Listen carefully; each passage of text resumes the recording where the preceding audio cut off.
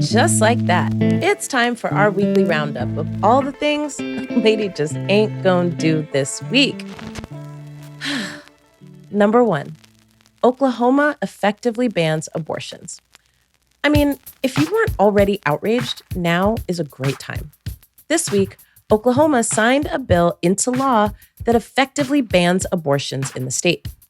HB 4327 was signed into law by Governor Kevin Stitt, and the bill makes performing abortions in the state illegal, with few exceptions such as miscarriage, ectopic pregnancy, that's when a pregnancy develops in the fallopian tubes, and rape and incest, but only if it's reported first to the police. It is currently the strictest abortion law in the country. Wow, y'all. What else can I say besides this? Elections matter. Governors matter. We are in a fight for better lives, but we have built a movement to achieve that. And our opposition, they've built a movement to deny it to us. Now, I don't know about y'all, but I intend to finish what we started. We cannot go backwards, y'all, and this is most certainly backwards. People in the state of Oklahoma no longer have access to abortion services. If you're raped or a survivor of incest in Oklahoma and you get pregnant but you don't report it to the police, what the fuck? You cannot get an abortion. And if you get one somehow and defy the law, oh, yeah, you're subject to a civil suit from a private citizen. Yeah, that's right. If you have an abortion or you're suspected of having an abortion in Oklahoma and Texas, you can be sued. The fuck, y'all, the fuck. Now, for the first time in 50 years, people who can get pregnant in the state will not have access to the health care they need. And when Roe versus Wade finally does get decided at the Supreme Court, and spoiler alert, it is likely to be overturned as per a leaked draft decision written by Justice Alito that we spoke about on a previous show. When Roe v. Wade is decided, and if it is decided the way it's looking, like it finna be decided, at least 20 states across the nation are ready to follow in Oklahoma's footsteps. And so, for the love of everything holy, I beg you, please do not give up on this movement that we have that is intended to give us what they call in Colombia, vivir sabroso, life with dignity and goodness. Other things Lady just ain't gonna do this week is Walker v. Warnock. All right, y'all. Honestly, I hate to even bring this shit up, but what are we doing really? We have a Black Republican candidate running against Reverend Raphael Warnock in Georgia. None other than Herschel Walker. What's wrong with that, you ask? Nothing's wrong. Nothing's wrong with it per se, but Lady worries that the Republican Party plans to do with Walker what they did with Trump. Put somebody in office with no fucking experience, extremist conservative ideology, and then let the chips fall where they may. So what do we know about Herschel Walker? Well, we know that he's the stuff that Atlanta legends are made of. He's a football hero, Heisman Trophy winner, considered to be one of the greatest college football players of all time. He once said that he graduated from high school as the valedictorian, but the lie detector test determined that this was a lie. He said he graduated from the University of Georgia in the top 1% of his class, but yeah, that was also a lie. What actually happened is he left college to join the U.S. Football League, and he had a B average. Not only was he not top of his class, he never actually completed his degree. In 1983, Walker signed with the New Jersey Generals, once owned by Oklahoma oil tycoon J. Walter Duncan, and later sold to, you guessed it, Donald J. Trump. According to Wikipedia, he has a history of not telling the truth about his accomplishments and acquisitions, especially when it comes to business. Sound familiar? He believes that Joe Biden engaged in election fraud and didn't actually win the 2020 election. And he also believes that the January 6th insurrection was a hoax. And he is a major supporter of Donald Trump. His ex-wife was granted a restraining order against him after he threatened to shoot her in the head on multiple occasions. He was diagnosed with dissociative identity disorder in 2001, and he was also temporarily banned from owning a gun in an order from a judge. That's a big deal in Texas, y'all, because what? He's been endorsed by Senate Minority Leader Mitch McConnell. Why am I giving you all this background, you ask? Well, I'm giving you all this background because some of y'all out here will start talking like Kanye about being free thinkers when it comes to two Black people squaring off for this seat. Mark Lady's words, this is a strategic decision. Do yourself a favor and watch some videos of this man, just for shits and giggles. He's not the brightest star in the sky, but neither was Trump, which is why, A, it makes sense that they've been down with each other all these years, and B, it's why it makes no fucking sense to reinstall a Black version of Donald Trump in the United States Senate. Okay? So Lady gets concerned that y'all become enthralled by Black Republicans, and really, we don't need you to do all that. I mean, for real, we don't need that from you. Okay? That's not racial justice. I'm good with Black Republicans, but no, I don't want Black people in positions of power who believe that January 6th was a hoax. No, thank you. Other things that Lady just ain't gonna do this week is more shootings, but no policy on gun control. Now, I know there's a long list of things Lady just can't take no more of, but keeping it 100, that's just the state of the fucking world right now.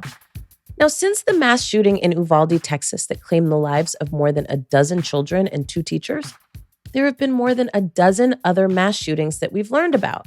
24 to be exact, and those are just the ones that make the news. Now, it's hard not to feel like things are spinning out of control, and I'm going to be honest with you, things are not good right now. But my plea to you, dear listeners, is to not let yourself be overtaken by despair. The things that we suffer from, the violence, the poverty, the lying, the cheating, the being left out and left behind, none of these problems are natural disasters. They are not acts of God.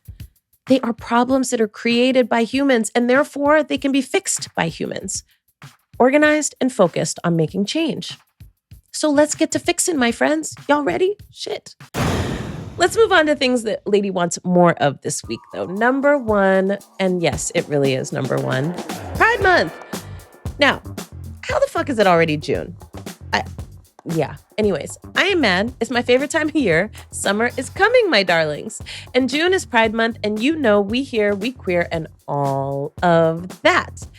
Now, Lady loves queer resistance and rebellion, so leave your rainbows at home and go and put some Skrilla in the hands of people who are making the world safer for us. 2 organizations come to mind right off top, the Transgender Cultural District in San Francisco and the Okra Project. But there are hundreds of dope-ass organizations fighting for dignity and safety for queer and trans communities. So, if you want my advice, you didn't ask for it, but I'm gonna give it to you anyway. Get thee behind them and support them because Lord know, folks need it. Okay. Other things Lady loves this week is that Honey Mahogany announces her campaign for District 6 Supervisor. Now, speaking of the Transgender Cultural District, one of the co-founders is running for the Board of Supervisors in San Francisco in District 6, and we love to see it. Honey Mahogany is the real deal, y'all. And just this week, she announced that she is running for the seat that has been vacated by her former boss, Matt Haney, who recently won a resounding victory against David Campos for California State Assembly. Now, can we just do a little side note, a little shady side note? Now, it has been a long, long time, honey, since I seen an electoral ass whooping like that. In any case, Honey is the real deal. And if elected, she would be the first trans person and the first Black trans woman to ever serve on the Board of Supervisors there. How is this San Francisco and ain't no trans people ever served on the board? In any case, her opponent was recently appointed by Mayor Breed. He used to be the press spokesperson for the Police Officers Association in San Francisco, which, frankly, is a racist, homophobic institution. So God bless him. And no, I don't care the dude's gay. I said what the fuck I said. Anywho, Honey has all kinds of qualifications. And don't just take it from me. Let's see if we can get the queen to come and visit us on the show. Stay tuned for that. And in the meantime, check out her website to learn more. www.honeymahogany.com. I'm a proud supporter, personally, myself. Other things Lady loves this week, California primaries. Now, even though I'm not in California no more, the California primary elections are just around the corner, and y'all don't need me to tell you, everything is at stake. So June 7th, that would be Tuesday, go on and handle business. You know what to do. If you don't, holler at me. I'll try to help.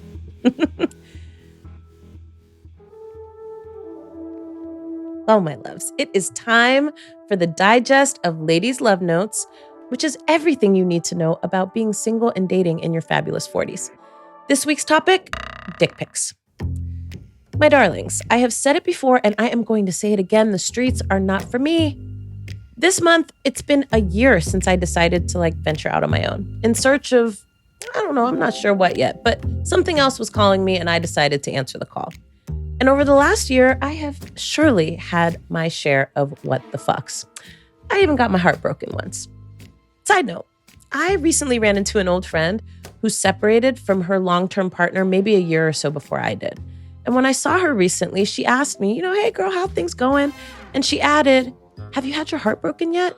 I was like, yo bitch, I feel so seen. Yes, I have. In any case, I've had my share of follies as I both try to figure out what I want and who I am not in a relationship. You'll recall I had the 90s butch who was trying to lock it down, knowing good and damn well from the start I wasn't with the shits. Then there was the fashion-forward guy who just wasn't that into me, but he wanted to take up my time. Then there was the youngin' who just, let's just say there's a thing as being too damn young. And then, of course, there was the one who broke my heart, but we're not finna get into all that shit right now. Anyway, it's a wrap. That's all there is on that. But one thing I am grateful for now is that until now, I've managed to avoid the infamous dick pic. Until now. So lovelies, I recently vacationed in Honduras. It was lovely. I met a man there. He was really cute. He was sweet. And he was a chef. I was bold. I gave him my number. Don't start none, won't be none, right? Besides, it seems safe enough. I live here. He lives there. Whatever, man. Well, after chatting a few times, I find out all the things. Number one, he's young as fuck, 30 years old. And yes, big flag on the play. He'd be asking me questions like what my favorite color is and shit like that. But I still entertained him because why not? He seemed earnest and he seemed sweet until the other night. So, background. I'd had a terrible day, okay? Terrible. Family drama, dude drama, spiritual drama, it was a lot of drama. I'm finally crawling into bed. So excited to crawl into bed, trying to get some rest before a 2-day staff retreat that I have to run. I put on my jammies, I crawl into bed, I get my bonnet on, I grab my phone to set my alarm for early as fuck, and the text comes through. Hey, sweets, what's good with you? All right, so I'm thinking, you know what? Chat for a second. I mean, maybe it'll be a regular end to this no good, terrible day. We chat back and forth for a little bit before he says, I made something for you. Want to see it? Now look, y'all. I am motherfucking 41 years old. I remember chat rooms, y'all. And something about that text just put a little quease in my stomach because I'm pretty sure I knew what was coming. And I'm gonna be honest with y'all. At this point, I'm like, you know what? Not much else could fucking be worse about this day, so why not? Let him show me something. Dude sends a dick video. Now, I have never received a dick video, but clearly, even in your 40s, there's a first time for everything. Let me not get too graphic here, but suffice it to say, it's him with his phone towards the mirror with an erect penis that he's bouncing up and down. The cold part of the whole thing is that it wasn't a quick video, but it ain't had no plot, no characters, no drama, and no conclusion, child. It ain't even had his face in it, okay? Just penis bouncing back and forth. And then in true youngin'-ass form, he starts asking me what kind of stupid-ass questions, like, what kind of sex do you like? Questions like, do you do oral? And on a scale of 1 to 10, how good are you at it? Are we fucking serious? Ladies and gentlemen, the streets are not fucking for me. Listen, I'm all for sex play, especially when you live long distance. Super sex positive. I am. And hey, if we had it like that, I'd be all for it. But look, I have talked to this dude all of 5 times, maybe. We have not shared our hopes and dreams. We haven't had sex. I literally just met this nigga on a Wednesday. So, what is even the fuck happening? And the better question is, why is it even the fuck happening? Now, I did an informal poll of some friends asking about the dick pic phenomenon. Does this actually work on people? The informal answer is, yes, it does, which is why dudes pull this Hail Mary, because they seem to figure that somebody gonna be like, ooh, daddy, I need that in my life. Me, I think I just need some Excedrin and maybe some Calgon to take me the fuck away. Needless to say, I'm good, boo. Thanks. You really cannot make this shit up. I mean, he be calling me a shit, but I don't answer. We don't kick it no more. I mean, what else is there to talk about? You sent me a dick video with no direction, no creativity. And then you asked me about my oral skills. What? Oh, and by the way, my head game is poppin', but not for clowns. So, the love note in here is this. For those of the heterosexual persuasion, if you are sending dick pics with no context and no connection, you are a creep of the 1980s chat room variety. Play with yourself in private or pay me for my motherfucking time.